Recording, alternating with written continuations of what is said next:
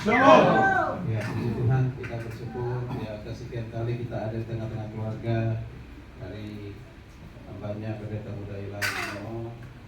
Ya, bukan saja karena Natal tahun baru, tapi juga ada rasa syukur ya, wisuda siapa namanya Gabriel ya. Ya. Terima kasih, boleh gabung di sana, kena kipas di situ. Nah, ini apa beliau? Bapak. Ya, dekat Bapak. Kalau tunggal bisa dipicis-picis sama Bapak. Dekat Bekasi. Bisa jauh. Selalu bersama. Ya. Oke, baik. Si Tuhan, kita mau dengarkan satu firman Tuhan dari Filipi 4 ayat 4. Saya akan baca ayat yang sudah sering kita dengar, bahkan sudah kita mengalami dalam kehidupan kita ya. Filipi 4 ayat 4 berkata demikian: bersukacitalah senantiasa dalam Tuhan. Sekali lagi kukatakan, bersukacitalah. Saya ulang ya, bersukacitalah senantiasa di dalam Tuhan. Sekali lagi kukatakan, bersukacitalah. Sebelum kita melihat mengapa kita harus bersukacita, atau sebelum kita memahami mengapa kita bersukacita dan bagaimana caranya kita bersukacita, perlu sampaikan sedikit latar belakang.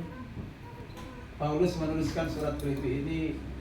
Dia menulis surat Filipi ini ketika dia ada di penjara.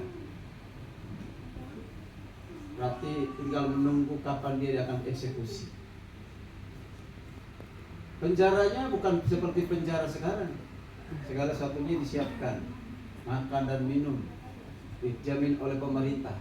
Kalau penjara dulu itu Paulus membayar ruangannya sendiri untuk ditahan. Itu luar biasa. Dia sudah di penjara, dia sudah ditahan, dia harus bayar sendiri. Nah, tahap itu hal yang kita perhatikan bersama-sama. Biasanya kalau orang yang di penjara itu kecil kemungkinan bersukacita. Yang ada adalah ketakutan, kekhawatiran, kecemasan. Menanti kapan ini akan dieksekusi. Karena semua orang sudah tahu bahwa dia akan dieksekusi. Tinggal menunggu waktunya kapan. Itu tidak menentu. Hati sebagai manusia itu pasti tidak menentu. Sudah ada di depan mata kapan ini saya akan dihukum mati. Tapi luar biasa, dalam kondisi keadaan seperti itu, Rasul Paulus masih mengajak jemaat di Filipi dan jemaat di Tesalonika, bersukacitalah senantiasa. 2 kali diulang, bersukacitalah. Mengapa demikian? Nah, tentu Paulus mengajak jemaat di Filipi, jemaat di Tesalonika 1 Tesalonika 5 itu dikatakan, bersukacitalah senantiasa di dalam Tuhan. Ini menunjukkan berarti sesuatu yang sangat penting. Mengapa kita bersukacita? Banyak hal tentunya. Kemarin baru merayakan Natal, kita bersukacita. Tahun baru kita bersukacita. Kita bisa melewati tahun 2024 dan masuk tahun 2025. Itu sukacita. Terutama di keluarga dengan kita hamba Tuhan, Pendeta Muda Iklan, ada anggota keluarga putri yang dicintai bisa menyelesaikan kuliahnya tahun ini, tahun 2024. Bersukacita. Banyak hal yang membuat kita bersukacita. Ada yang bersukacita karena mungkin sudah jelas siapa pasangan hidupnya dan akan melangkah kepada hal yang lebih serius, mau menikah. Ada yang bersukacita karena sudah punya pacar di tahun 2024, masuk ke tahun 2025. Banyak hal. Ketika kita diberkati, ketika kita mengalami kesembuhan dari sakit penyakit, kita bersukacita. Tetapi mampukah kita bersukacita ketika Tuhan izinkan persoalan masalah dan mengalami sakit penyakit yang mungkin tidak kunjung sembuh, dan segala cara kita sudah lakukan untuk menolong supaya kita sembuh, dan ternyata masih jauh dari harapan. Mampukah kita bersukacita dalam kondisi itu? Atau dalam keadaan rugi, atau dalam keadaan gagal, atau dalam keadaan yang persoalan kita tidak duga bisa terjadi dalam kehidupan kita? Baru-baru ini, tahun kemarin, Pak Ilham tabrakan beruntun, sehingga mobil sampai hari ini masih ada di bengkel sekian lama. Wow, itu luar biasa. Dan saya percaya Pak Iwan tetap bisa bersuka cita dalam kondisi seperti itu. Amin.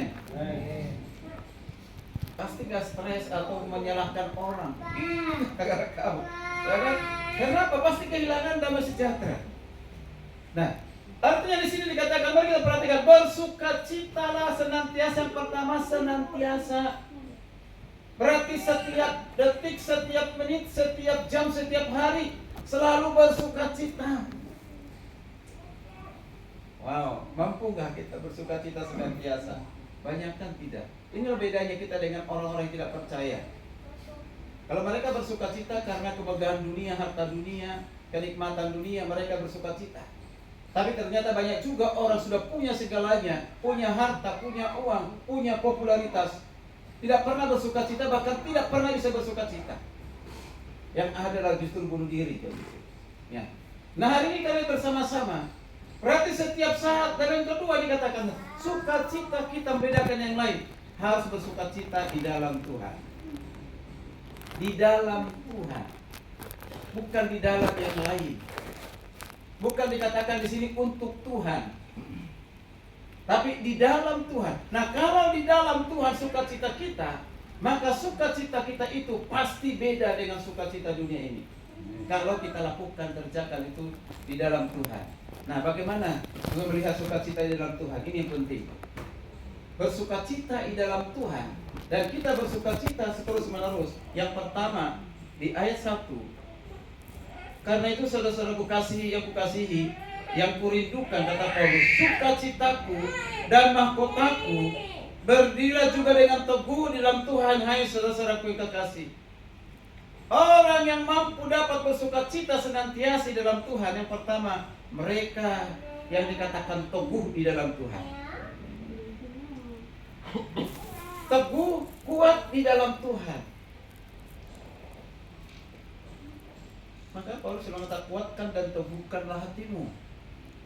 Mengapa sampai mengatakan harus teguh di dalam Tuhan? Karena Paulus tahu di dalam pengiringan akan Tuhan sebagai pengikut Kristus, sebagai orang Kristen, pada saat itu banyak tantangan, banyak hambatan, banyak kendala. Bukan dari internal, tetapi di luar mereka. Yang tidak suka dengan pengikut Kristus, yang anti dengan Kristus, mereka hadapi semua itu. Cuma pada saat itu mereka jarang menetap tinggal di satu tempat. Mereka pindah-pindah dari satu ke tempat yang lain. Itu yang disebut dengan menyebar atau diaspora. Bahkan mereka dibutuhkan bersukacita dengan cara apa?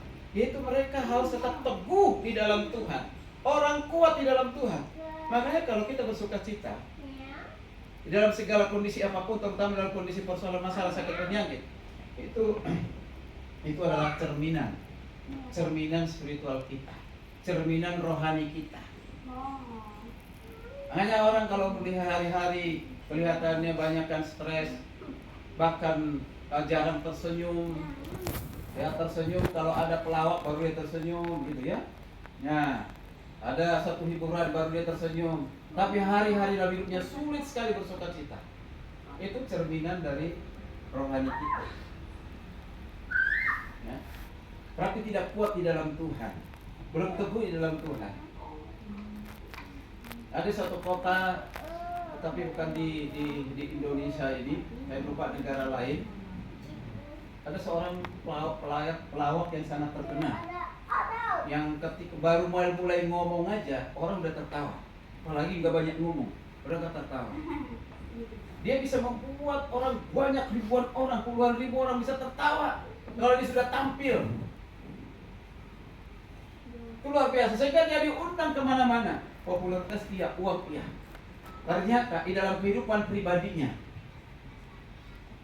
dia bergumul dengan dirinya sendiri, yang banyakkan stres, depresi dan yang lain, dan tidak bisa tertawa tersenyum buat dirinya sendiri. Tapi buat orang lain dia bisa lakukan dengan mudah itu. Apa yang dia lakukan? Dia konsultasi kepada seorang pendeta, hamba Tuhan, konseling.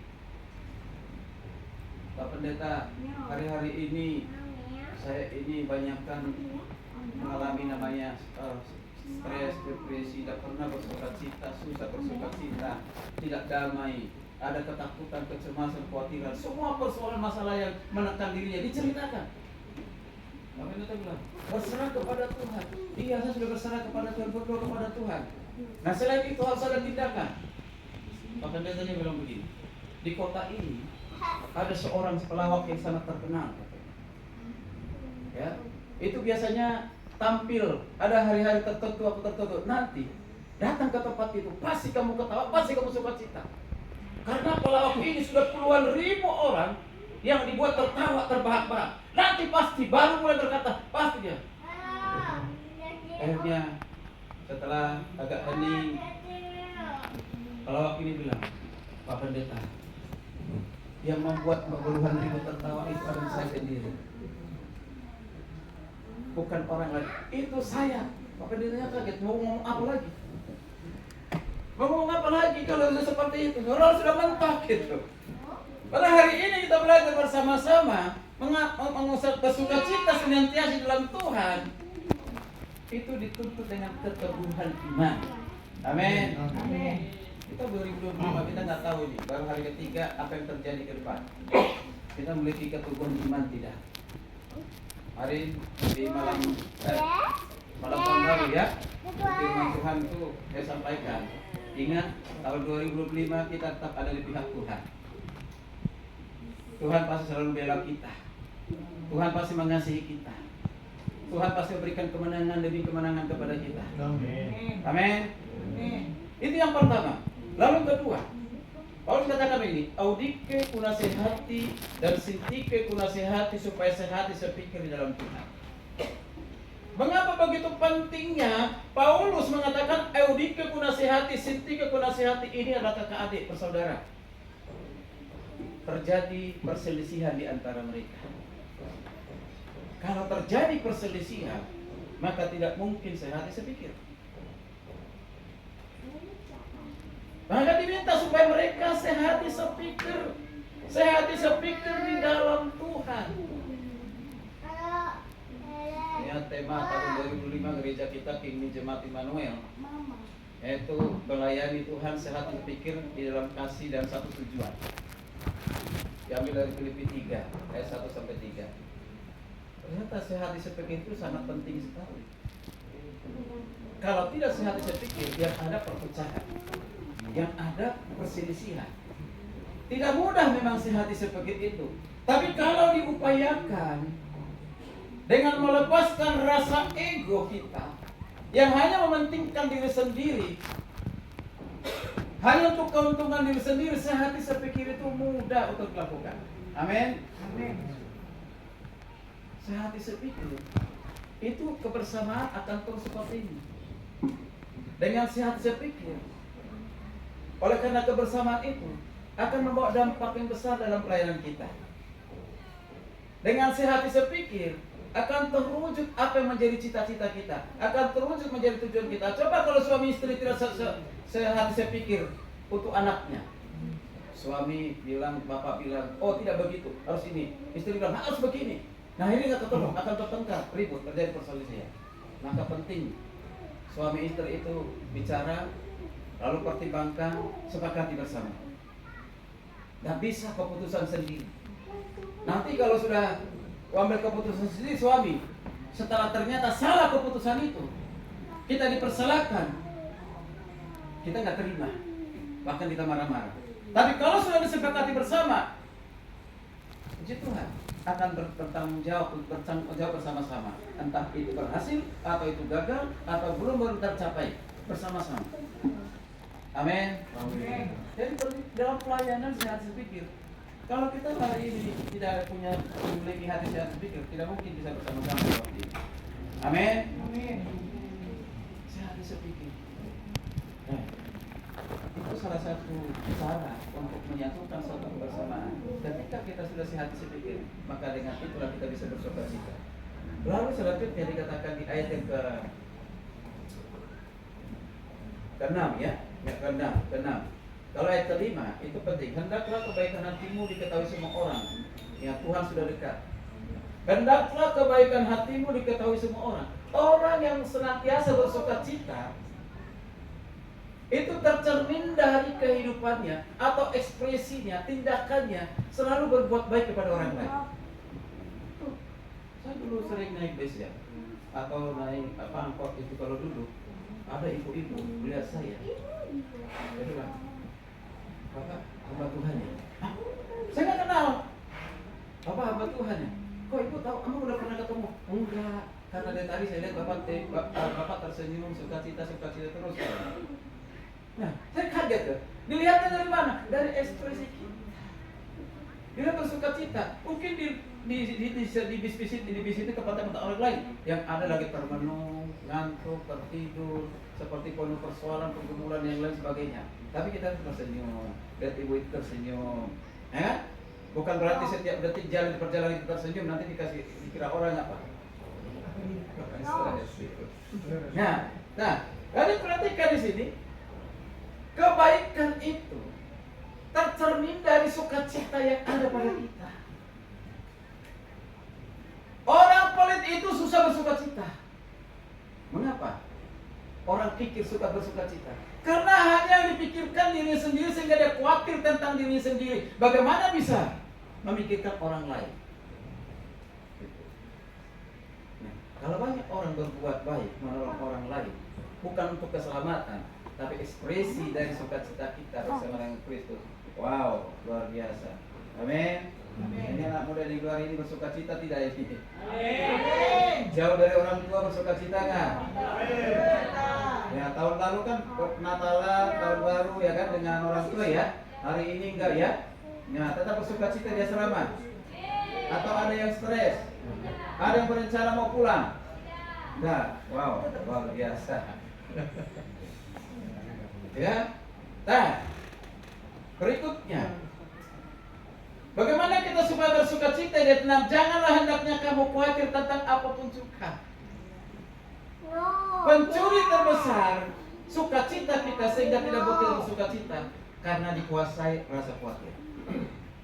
Orang yang banyak khawatir, takut, cemas, selain berarti dia tidak percaya kepada Tuhan, tidak sungguh-sungguh percaya kepada Tuhan, tidak mengandalkan Tuhan, tidak teguh di dalam Tuhan, itu akan mencuri damai sejahtera, mencuri sukacita kita. Maka Paulus mengatakan pencuri sukacita terbesar adalah rasa khawatir. Maka dikatakan janganlah hendaknya kamu khawatir tentang apapun juga. Kalau orang dikuasai khawatir, pasti tidak bisa bersukacita atau pura-pura bersukacita. Nah, karena itu Bu, semua kita di sini, apa yang buat kita khawatir di tahun 2025 ini? Tentu banyak hal, Pak. Wajar. Ya, jemaat Filipi ada rasa khawatir. Paulus juga ada rasa khawatir. Semua siapapun, orang percaya dan orang tidak percaya, pasti mengalami namanya khawatir. Maka Petrus juga mengatakan, janganlah khawatir sebab Tuhan memeliharamu. Khawatir itu semua dialami, kita alami. Tapi persoalan sekarang, apakah kita dikuasai, dikendalikan oleh rasa khawatir? Pastikan kalau itu, maka sukacita kita hilang, lenyap. Tapi ketika kita bisa menguasai, mengatasi rasa khawatir kita, itu akan bersukacita terus. Amin. Amin. Penulis buku pembuat terkenal, seorang perempuan dari Jerman, di bukunya mengucap syukurlah dalam segala hal. Di buku itu saya baca dikatakan ada dua, di antara banyak ada dua membuktikan bahwa seseorang itu sudah dewasa di dalam Tuhan. Yang pertama dikatakan dia selalu mengucap syukur dalam segala kondisi apapun. Dia senantiasa mengucap syukur dalam segala situasi. Itu orang dewasa. Tapi kalau banyak hidupnya lebih bersungut-sungut, amarah, emosional, ketakutan, kekhawatiran, nah itu berarti belum dewasa di dalam Tuhan. Lalu kedua, orang dewasa dalam Kristus itu dibuktikan dengan apa? Tercermin dari kehidupannya sehari-hari selalu bersukacita. Sama seperti mengucap syukur. maka dia selalu bersuka cita dalam hidupnya. Ketika saya baca buku itu, oh, betul juga. Kalau kita tarik dalam kehidupan kita sehari-hari, Bapak Ibu kasih Tuhan. Nah, kalau kita mau bersuka cita senantiasa, jangan khawatir. Amin. Jangan kita dikuasai oleh rasa khawatir. Apapun yang terjadi di tahun 2025 ini, percayalah bahwa Tuhan yang sama menyertai kita di tahun-tahun sebelumnya, itu juga akan menyertai kita di tahun 2025 ini. Amin. Belum mendapatkan pekerjaan yang baik di tahun 2024, maka kita percaya akan diberikan lebih baik lagi di tahun 2025. Amin. Masih gagal sebagai pengacara di tahun 2024, maka 2025 akan menjadi pengacara. Mana Paulus? Amin. Amin. Ya, kalau ada hal yang belum kita dapatkan, kita peroleh di tahun 2024, padahal kita sudah rindukan itu, sudah kita inginkan itu, percayalah di tahun 2005 itu akan terjadi. Amin. Yang saya ingatkan pada kita suami-suami atau istri-istri yang masih punya suami dan punya istri, apalagi yang jauh suaminya, jangan sampai ya membuka hati untuk yang lain. Ya, di tahun 2025 ya kan, membuka hati kepada yang lain. Hati-hati. Nah, karena mungkin apa, keadaan dalam tengah-tengah keluarga sudah tidak harmonis, tidak bahagia, banyak goncangan dan yang lain, tidak sehat, sepikir udah berpindah ke tempat lain. Hati-hati. Kalau pacar berpindah ke tempat lain itu biasa, wajar, karena masih pacar. Tapi jangan usah nangis-nangis sih kalau dia ada kehilangan pacar ya. Mungkin kamu setelah kuliah datang ke Jakarta ini, pacarmu ada di kampung sana, ditinggalkan udah pindah ke tempat lain, gak usah. Ya, gak usah langsung khawatir, ya kehilangan sukacita. Amin, Bapak Ibu kasih Tuhan. Amin. Percayalah bahwa Tuhan pasti berikan yang terbaik buat kita. Amin. Yang terakhir, orang yang bersukacita adalah orang yang selalu berdoa dan mengucap syukur. Berdoa dan doa itu bukan suatu pilihan, bukan suatu kewajiban, tapi doa itu adalah kebutuhan. Beda nggak pilihan dengan kewajiban? Kewajiban itu betul dengan aturan agama. Pilihan itu berarti bisa tidak bisa tapi kalau kebutuhan berarti harus. Berapa kali kita sehari makan? 3 kali. Mengapa? Karena kebutuhan. Yang kebutuhan. Lalu apakah kita juga berdoa dalam satu hari itu 3 kali? Bahkan lebih Pak, setiap detik berdoa. Maksudnya doa khusus. Udah pastilah. Mau kemanapun kita melangkah pasti berdoa. Doa itu adalah komunikasi kita kepada Tuhan, pencipta langit, bumi dan segala isinya, bahkan pemilik nyawa kita. Masa kita nggak mau berdoa, berbicara kepadanya? Berdoa itu kekuatan kita. Maka dikatakan orang yang banyak berdoa, ini kata almarhum Yakub Namuai, ya? Apa dikatakan? Orang yang banyak berdoa, banyak orang sedikit berdoa, ada benarnya itu. Mau sedikit berdoa atau banyak berdoa? Mau banyak berkah atau sedikit berkah? Banyak berdoa. Dan itu ciri khas kita. Bangun pagi berdoa, dosa pahat, jangan hanya doa buat diri sendiri. Lalu dalam doa itu ada yang dikatakan ucapan syukur. Kalau yang tadi dikatakan oleh Rasul Paulus, mengucap syukurlah senantiasa di dalam Tuhan. Mengucap syukur dalam segala Tuhan. Kita mengucap syukur. Hari ini kita mulai masuk ke tahun 2005. Di tahun 2024 banyak orang yang saya kenal sudah gak masuk ke tahun 2025. Usianya masih muda, 40 tahun, 42 tahun. Bahkan hamba Tuhan. Kematian itu tidak boleh. Karena kau hamba Tuhan, engkau panjang umurmu. Belum tentu. Mau hamba Tuhan, anak muda dan yang lain sebagainya. Kadang-kadang kita mau coba, ini sudah waktunya. Tapi kalau orang sudah masih umur 20 tahun, bahkan masih muda, lalu meninggal, dikatakan sudah waktunya. Ya, ada orang bilang itu sudah waktunya, itu udah ke waktunya Tuhan, tidak boleh diprotes. Boleh saja, tapi kebenaran itu belum tentu di situ, belum tentu. Bisa saja karena dia lalai menjaga hidupnya, menjaga pola makannya, menjaga kesehatannya, kerohaniannya. Ya, Nah sehingga terjadi demikian. Coba kita hamba-hamba Tuhan, tiap hari makan lomok-lomok, tahu lomok-lomok? Daging babi itu, makan aja tiap hari, dalam satu hari 3 kali. Waduh, luar biasa. Karena kan pendeta ini kan jemaat, apalagi tahun baru ya, berkunjung ke jemaat-jemaat, pasti siap punya. Itu udah satu paket. Nah, lalu setiap kita berkunjung 3 kali, 3-4 kali dalam satu hari kita makan, pulang-pulang pusing kepala. Kalau nggak makan, nggak enak, kan gitu.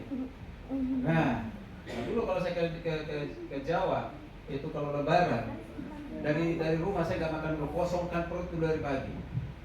Karena keliling, mau apa? Mau makan. Kalau kita nggak mau, dianggap kita ini sombong. Nah, sehingga makan sedikit-sedikit.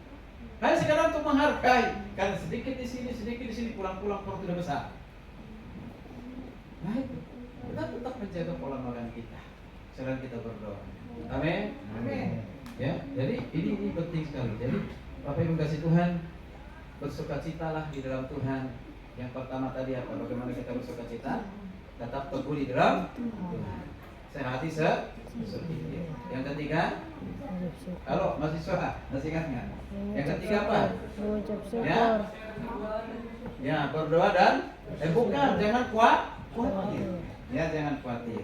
Yang terakhir doa dan bersyukur. Hasilnya apa? Ayat ke-7 hasilnya. Ini hasilnya. Kalau itu kita lakukan, ini hasilnya. Damai sejahtera Allah yang melampaui segala akal akan memelihara hati pikiranmu dalam Kristus Yesus. Orang yang bersukacita senantiasa dalam Tuhan, maka hidupnya penuh dengan damai sejahtera Allah. Ya, bukan damai sejahtera dunia ini, damai sejahtera dari Allah. Bahkan dikatakan melampaui segala akal. Mengapa Paulus mengatakan melampaui segala akal? Karena semua orang bisa bersukacita dengan akalnya. Tapi sukacita dalam Kristus melampaui dari segala akal. Katakan di sini, di luar pikiran kita bisa terjadi sukacita itu. Misalnya, udah ada gagal, udah rugi, kita masih senyum, masih tertawa, itu kan? Orang seperti itu jangan disalahkan. Wah, ini gak ada rasa penyesalan. Apa untuk kekuatan dirinya sendiri itu? Ada damai sejahtera. Ya, damai sejahtera. Dan bukan saja hati kita, dikatakan pikiran. Hidup ini kan dikuasai oleh hati dan pikiran. Maka kita harus menjaga pikiran kita. Dari pikiran itulah akan nanti di hati kita. Apa yang dikatakan, apa yang kita pikirkan, dan itu yang akan dalam hati kita. Amin. Amin. Kalau pikiran kita negatif, di hati kita pasti negatif. Kalau di pikiran kita yang positif, maka hati kita pun akan positif. Itu karena itu kita jaga. Maka di Amsal dikatakan, jagalah hatimu dengan segala karena dari situlah terpancar kehidupan. Itu. Jadi jangan sampai ada yang menghilang dari pelayanan di tahun 2025 ini karena dikuasai dengan kekhawatiran, kecemasan dunia ini. Amin. Amin. Sampai hari ini kita dipelihara, dijaga oleh Tuhan. Sinar Tuhan kiranya renungan firman Tuhan hari ini yang bagaimana Paulus mengajak kita bersukacitalah senantiasa, bersukacitalah di dalam Tuhan. Amin. Saya minta Pak Niko ucap syukur buat firman Tuhan.